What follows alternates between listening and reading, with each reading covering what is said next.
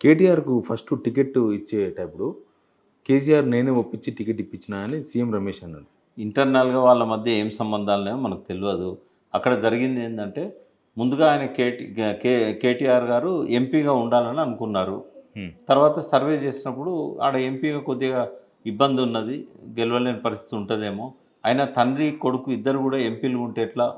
ఆ పార్టీని నడపాలి గదా ఇక్కడుండి. అందుకని ఆయన ఎమ్మెల్యేగానే రావాలనుకున్నాడు. ఎందుకంటే మహబూబ్‌నగర్‌లో కేసీఆర్ గారు ఎంపీగా పోటీ చేస్తున్నారు. ఇద్దరం ఒక సభలో ఎందుకుండాలి?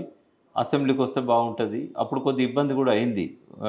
కేకే మహేందర్ రెడ్డి ప్రిపేర్ అయిన వ్యక్తిని ఆయనను మళ్ళీ వేరే పొజిషన్ ఇస్తానంటే ఆయన వద్దన్నాడు. తర్వాత అక్కడ వినోద్ కుమార్ గారు ఎంపీగా నిలబడదాం అనుకున్నాడు. ఆయన మళ్ళీ భూపాలపల్లి అది మిగతా నియోజకవర్గాలకు పోవాల్సిన పరిస్థితి వస్తది అని చెప్పేసి ఇవన్నీ మా ఆయనను మళ్ళా తీసుకొచ్చి ఇక్కడ పెట్టాల్సొచ్చింది ఎంపీగా. ఆయన అంతకుముందు భూపాలపల్లిలో పోటీ చేయాలనుకున్నాడు. అప్పుడే కొత్త కాన్స్టిట్యున్సీ అయింది భూపాలపల్లి. వినోద్ కుమార్‌కు అక్కడ పోటీ చేయాలనుకున్న వ్యక్తిని కరీంనగర్ పార్లమెంట్‌కి తీసుకురావాల్సొచ్చింది.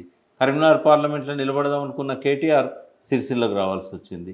వీటన్నిటి మధ్యలో ఏందంటే పొలిటికల్ ఈక్వేషన్ తప్ప కేటీఆర్, కేసీఆర్ ఒక్క ఫోరంలో ఉండకూడదనే దానివల్ల ఆ నిర్ణయం జరిగింది. ఇప్పుడు తండ్రిని కన్విన్స్ చేసుకోలేడా కేటీఆర్? దానికి ఒక సీఎం రమేష్ లాంటి వ్యక్తి వచ్చి రికమెండ్ చేయాలా? కేసీఆర్ దగ్గర కేటీఆర్‌కు రికమెండేషన్ కావాలా? హ్మ్. ఇవన్నీ చెప్తే నమ్ముతారా జనం?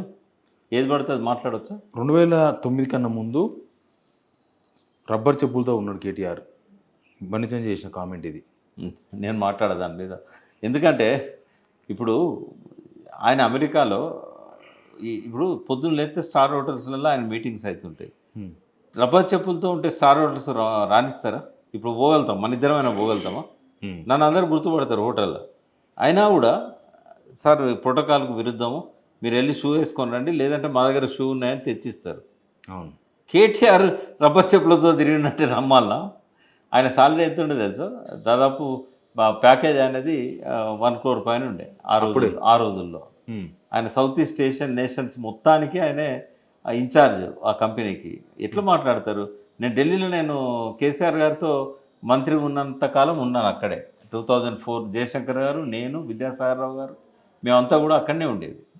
మరి ఆ టైంలో చాలా కాలము కేటీఆర్ మాతోనే ఉన్నాడక్కడ. అప్పుడేం పార్టీలో లేడాయన. హ్మ్. బట్ ఎన్నడాయన నేను శ్రీపాలతో చూడలే. ఆయన సొంతంగా కారేసుకొని తిరుగుతూ ఉండేది ఢిల్లీ వీధులలో. హ్మ్. ఎన్నడాయనే అవాయి చెప్పులతో ఉన్నాడని ఎట్లా మాట్లాడతారు? హ్మ్. బండి సంజయ్ గారు అప్పుడు కార్పొరేటర్‌గా ఉన్నారు ఆ టైంలో. ఆయనంటే కూడా నాకు గౌరవం. కానీ ఇట్లా మాట్లాడడం కరెక్ట్ కాదు.